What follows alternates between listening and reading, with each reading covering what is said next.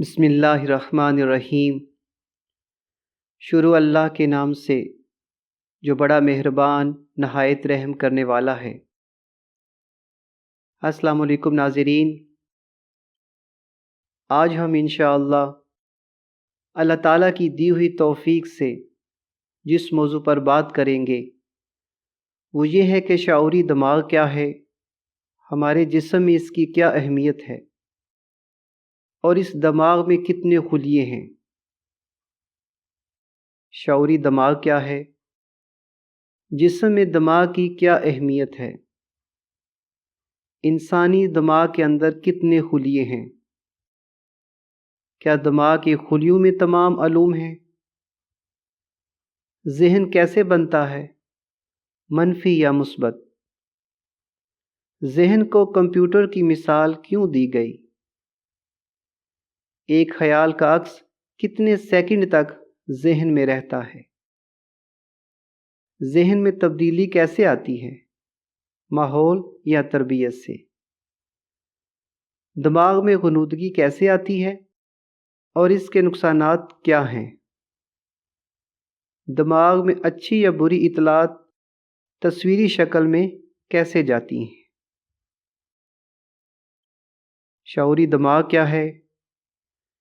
قدرت کی ایک خاص نعمت ہے، ایک قوت ہے، اللہ تعالیٰ کی نورانی لہروں کا مرکز ہے، ایک کمپیوٹر ہے جو تمام ریکارڈ محفوظ رکھتا ہے، آپ کا ایک ہمدرد دوست ہے جو آپ کی باتوں کو محفوظ کر کے ہر معاملے میں رہنمائی کرتا ہے۔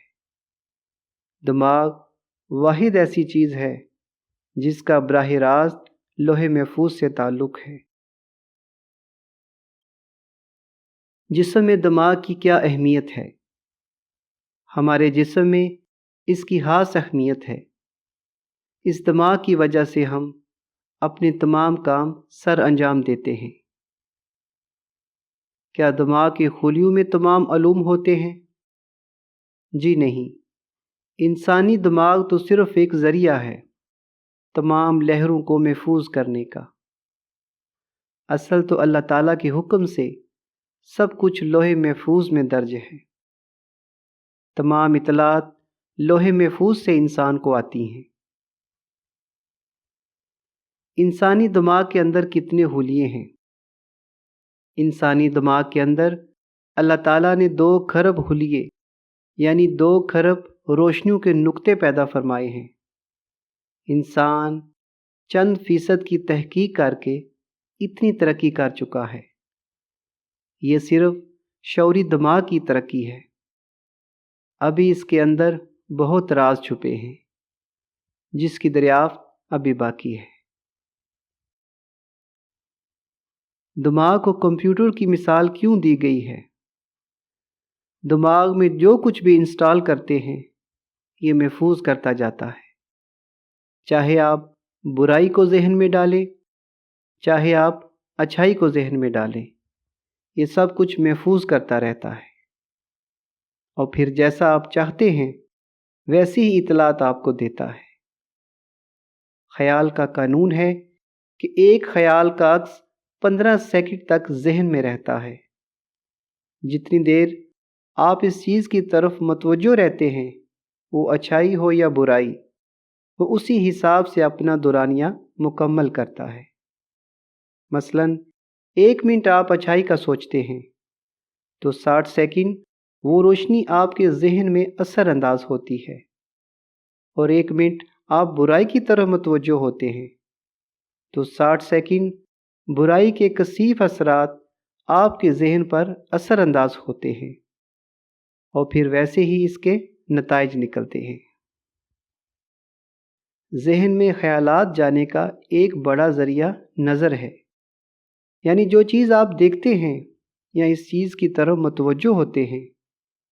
ایک دیکھنا ظاہری آنکھوں سے ہوتا ہے، ایک دیکھنا خیال سے ہوتا ہے، یعنی گندے خیالات کا آپ سوچتے ہیں۔ دونوں صورتوں میں یہ باتیں ذہن میں محفوظ ہوتی ہیں اور پھر اسی طرح کے اثرات مرتب ہوتے ہیں۔ دماغ میں غنودگی کیسے آتی ہے اور اس کے نقصانات کیا ہوتے ہیں؟ اس بارے میں بزرگ فرماتے ہیں کہ کم کھانا، کم بولنا اور کم سونا بہت بہتر ہوتا ہے۔ یعنی جتنی زیادہ خوراک کا استعمال کریں گے اتنی ہی زیادہ روشنیاں ہمارے دماغ میں جائیں گی اور نیند طاری ہونے کی وجہ سے اپنا کام ٹھیک طریقے سے نہیں کر پائیں گے۔ جب زیادہ سوئیں گے تو زندگی کا وقت بہت ضائع ہوگا اور ذہنی صلاحیتیں آہستہ آہستہ ختم ہوتی چلی جائیں گی۔ اسی طرح زیادہ بولنے سے، فضول بولنے سے بھی ذہنی صلاحیتیں ختم ہوتی چلی جاتی ہیں اور پھر ناکامی ہمارا مقدر بن جاتی ہے۔ جس طرح جسم کے لیے کھانا ہوتا ہے اسی طرح دماغ کے لیے خیالات ہوتے ہیں۔ اچھا کھانے سے آپ کا جسم تندرست رہتا ہے، ویسے ہی اچھے خیالات سے آپ بہتر محسوس کرتے ہیں اور مثبت خیالات آتے ہیں، اور اسی طرح آگے بڑھنے کا ایک مقصد بنا رہتا ہے۔ جس طرح دیوار کو توڑنے کے لیے بار بار ہتھوڑا مارنے کی ضرورت ہوتی ہے، ایسے ہی دماغ کو بہتر بنانے کے لیے بار بار باتیں دہرانے کی ضرورت ہوتی ہے۔ الحمدللہ آج ہم نے شعوری دماغ کے بارے میں غور و فکر کیا کہ دماغ کی ہمارے جسم میں بڑی اہمیت ہے، جس کی وجہ سے ہم اپنی زندگی کے تمام کام سر انجام دیتے ہیں۔ اللہ تعالیٰ نے ہمارے دماغ میں 2 کھرب خلیوں کی شکل میں روشنیوں کے نقطے پیدا فرمائے ہیں، جن کی روشنیوں سے ہم اپنی زندگی میں بہت ترقی کر کے زندگی کو بہتر سے بہتر بنا سکتے ہیں۔ اللہ تعالیٰ نے دماغ کی شکل میں ایک ایسا کمپیوٹر دیا ہے جس میں اپنی تمام یادداشت محفوظ کر سکتے ہیں۔ خیال کے عکس کے بارے میں غور و فکر کیا کہ ہر خیال چاہے اچھا ہو یا برا، اس کا عکس 15 سیکنڈ تک ہمارے ذہن میں رہتا ہے اور پھر ایسے ہی اثرات ہمارے دماغ میں اثر انداز ہوتے ہیں۔